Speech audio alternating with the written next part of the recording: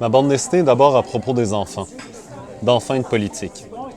J'ai écrit une histoire mettant en scène des enfants dans un contexte de changement politique parce que je trouve qu'il y a de grands problèmes dans la représentation que l'on fait des enfants quand on en traite. Les représentations visuelles que je connais, perçues bien dans le kitsch, où l'enfant est utilisé comme symbole de l'innocence, étant émotif assez creux, à mon avis, ou alors dans une pornographie de la violence, comme on le voit depuis le début du génocide à Gaza. Ce sont deux types d'iconographie stupides et refusant toute agentivité aux enfants.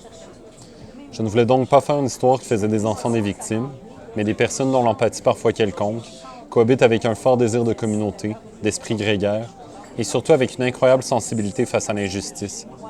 Des personnes qui jouissent, trahissent, comprennent, croient et font preuve de courage.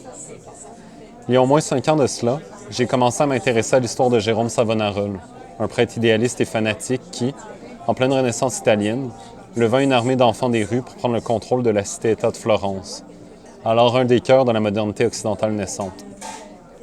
L'histoire me parlait, car elle mettait en scène des enfants acteurs de changements politiques importants et un renversement des pouvoirs en place pendant une période que l'on associe au progrès, un espace historique que la magie pouvait donc facilement investir. J'ai donc commencé à travailler une histoire mettant en scène des enfants qui, loin d'être des victimes, sont des grands acteurs de leur histoire, tout en me permettant de leur donner une voix.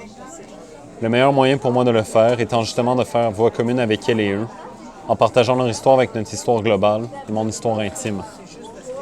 Finalement, traiter de la Renaissance offrait, au point de vue formel, une grande source d'inspiration parce que l'époque regorge d'artistes produisant des illustrations mêlant les monstres et les saints qui avaient horrifié et protégé les gens du Moyen Âge, tout en illustrant de manière plus réaliste les différentes réalités sociales européennes.